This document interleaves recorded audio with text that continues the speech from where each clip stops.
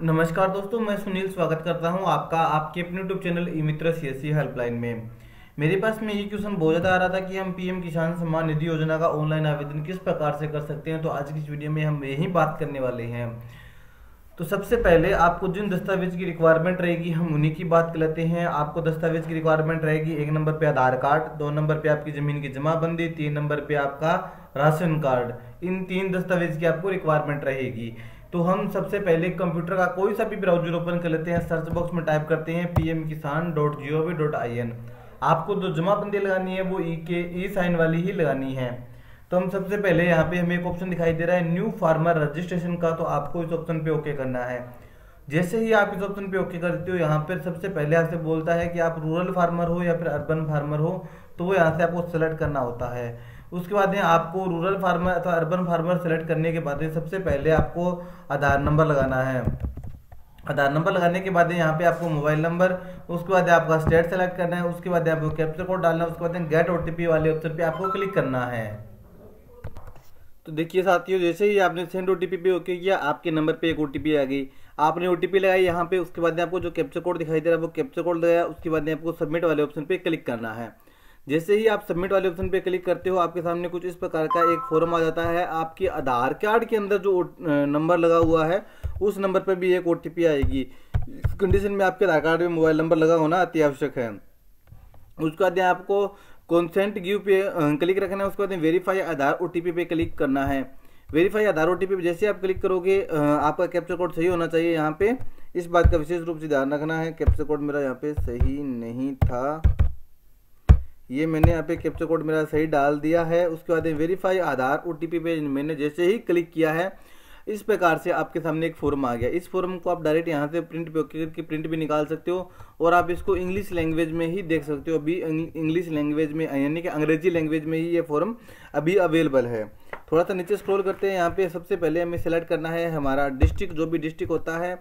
उसके बाद में आपको सेलेक्ट करना होगा आपका सब डिस्ट्रिक्ट यानी कि आपकी तहसील यहाँ पे आपको चूज करनी है। तहसील चूज करने के बाद यहाँ पे आपको आपका ब्लॉक चूज करना है, जो भी आपका ब्लॉक होता है वो ब्लॉक चूज करना है। उसके बाद में आपको आपका गांव चूज करना है, जो भी आपका गांव होता है वो गांव यहाँ से आपको चूज कर लेना है। मैं ये जो डेमो के रूप में आपको ये फॉर्म भर के दिखा रहा हूँ। तो यहाँ पे आपको उसके बाद आपकी कैटेगरी सेलेक्ट करनी है, SC ST या फिर जनरल। तो अदर कैटेगरी OBC कैटेगरी का तो भी जनरल में आ जाएगा, EWS कैटेगरी का तो भी जनरल में आ जाएगा। तो हम यहाँ से जनरल सेलेक्ट कर लेते हैं।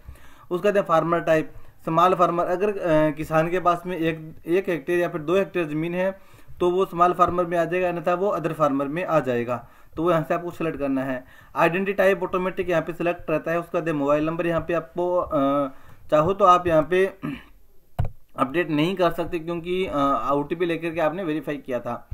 अब लैंड रजिस्टर्ड ID, तो लैंड रजिस्टर्ड ID यहाँ पे जरूरी नहीं है, अगर आपके पास में है तो डाल दीजिए, अन्यथा ये कंपलसरी नहीं है। बाकी इसके अंदर आपका जो भी खाता नंबर होता है जमीन का वो डालना है यहाँ पे।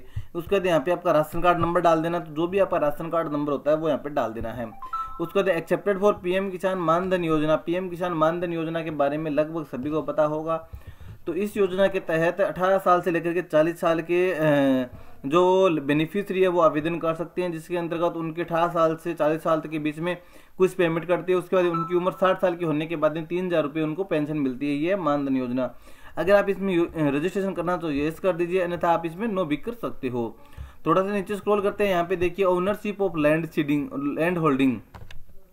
आप जिस जमीन के मालिक हो वो ओनरशिप आपकी सिंगल यानी कि आपके अकेले की है, या फिर उसमें 2 खाते हैं, 3 खाते हैं, 4 खाते हैं, जॉइंट खाता है, तो यहाँ पे हमें जॉइंट सेलेक्ट करना होगा। तो वो जैसे भी आपकी है वो यहाँ पे आपको सेलेक्ट करना है। उसके बाद यहाँ पे आपको ऐड वाले ऑप्शन पे क्लिक करना है। जैसे ही आप यहाँ पे ऐड वाले ऑप्शन पे क्लिक कर देते हो तो यहाँ पे आ जाता है देखिए लैंड डिटेल, यानी कि आपका खाता नंबर, उसके बाद खसरा नंबर। अगर खसरा नंबर 1 से ज़्यादा है तो आप कोई सा भी एक खसरा यहाँ पे डाल दीजिए। उसके बाद एरिया इन हेक्टेयर, कितने हेक्टेयर भूमि है वो यहाँ पे आपको सेलेक्ट करना है। उसके बाद लैंड ट्रांसफर स्टेटस 2019 के बाद में आपके नाम हुई है या फिर 2019 से पहले आपके नाम हुई है। तो बिफोर 1 फरवरी 2019 अथवा आफ्टर 1 फरवरी 2019, तो हमारे कंडीशन में 2019 से पहले हो गई थी, तो हम ये सेलेक्ट करते हैं। उसके बाद ट्रांसफर लैंड डिटेल, जो आपके नाम भूमि आई है वो किस कंडीशन के हिसाब से आई है, डेथ ऑफ हस्बैंड, यानी कि अगर वाइफ के नाम से आप आवेदन करते हो, पति की मृत्यु होने के बाद में, पिता की मृत्यु होने के बाद में इंश्योर ऑफ लैंड, यानी कि आपको विरासत में मिली है, परचेज ऑफ लैंड अगर आपने खरीदी है, गिफ्ट में मिली है, या फिर लैंड ग्रांट अलॉटमेंट, या फिर आपको सरकार की तरफ से अलॉटमेंट हुई है, तो यहाँ से आपको सिलेक्ट करना है। जैसे हमें विरासत में मिली है तो हम विरासत सेलेक्ट कर लेते हैं। अगर इस कंडीशन के अंदर यहाँ पे देखिए एक ऑप्शन आ जाता है यहाँ पे डेथ ऑफ हस्बैंड अथवा फादर सेलेक्ट करते हैं, तो उनका यहाँ पे हमें आधार नंबर भी डालना पड़ेगा। यहाँ पे देखिए ये आ गया, यहाँ पे उनका लास्ट डेट वेस्टिंग, तो यहाँ पे वो डालनी होगी आपको। तो यहाँ पे अगर हम सिलेक्ट कर लेते हैं विरासत वाली, तो हमें ये डिटेल नहीं डालनी होगी। उसके बाद नीचे में पूछता है पट्टा नंबर, अगर आपके पास में है तो हाँ कर दीजिए, अगर नहीं है तो नहीं कर दीजिए। उसके बाद ये डिटेल आपको यहाँ पे डाल देनी है। जैसे आप यहाँ पे तारीख सेलेक्ट कर लीजिए कि किस तारीख को आपकी ज़मीन है जो आपके नाम ट्रांसफ़र हुई है, तो वो डिटेल यहाँ पे आपको डाल देनी है। मैं एज ए डेमो ग्रुप में आपको बताया था, मैं डेमो ग्रुप में यहाँ पे काम करके आपको दिखा रहा हूँ, तो आप देख लीजिए यहाँ पे। उसके बाद आपको एड वाले ऑप्शन पे ओके करना है। यहाँ पे सबसे पहले आपकी ज़मीन का जो जमाबंदी है वो PDF फाइल में अपलोड करनी है, उसका साइज 200 KB तक होना चाहिए। वो फाइल अपलोड करके यहाँ पे सेव करना है। उसके बाद आपका फार्म का प्रीव्यू आपके सामने आ जाएगा, उसको अच्छे से चेक करना है। उसके बाद उसको फाइनल सबमिट कर देना है। फाइनल सबमिट करने के बाद में उसका एक प्रिंट आउट आपको निकाल लेना है। साथ में एक तो उस फार्म का प्रिंट आउट हो जाएगा और एक आपको आपके स्टेटस का प्रिंट आउट साथ में लगाना है। जैसे कि स्टेटस आपको किस प्रकार से चेक करना है वो भी मैं आपको बताता हूँ। यहाँ पे देखिए नो योर स्टेटस, तो इस ऑप्शन पे आपको ओके करना है। यहाँ पे आपको रजिस्टर्ड ID मिल गई है तो वो डाल देना है। अगर आपको नहीं पता कि आपकी क्या ID मिली है, जैसे आप सबमिट करोगे आपको पता चल जाएगा। अगर आपको फिर भी पता नहीं चलता तो आप मोबाइल नंबर लगा करके, आधार नंबर लगा करके कैसे भी सर्च कर सकते हो, आपको आराम से मिल जाएगी। लैंड रजिस्टर्ड ID आपको मिल जाएगी। अगर फिर भी नहीं मिलती है तो यहाँ पे एक ऑप्शन है सेल्फ रजिस्ट्रेशन अथवा CSC रजिस्टर। आप आपका स्टेटस यहाँ से तय करने के लिए यहाँ पे आधार नंबर लगाइए, कैप्चर कोड डालिए और सबमिट कीजिए। जैसे आप सर्च वाले ऑप्शन पे ओके करोगे आपको आपकी रजिस्ट्रेशन की डिटेल दिखाई देगी, कहाँ पे आपका पेंडिंग है, क्या आपका नाम वगैरह है। एक उसका प्रिंट आउट निकाल लेना है। और इसकी एक मैंने अलग से वीडियो बनाई थी, इसकी एक एप्लीकेशन लिख करके आपको आपके तहसील कार्यालय में जमा करवानी होगी, तो उसकी लिंक मैं आपको वीडियो डिस्क्रिप्शन में दे रहा हूँ, वहाँ पे जाइए वो वीडियो देख लीजिए।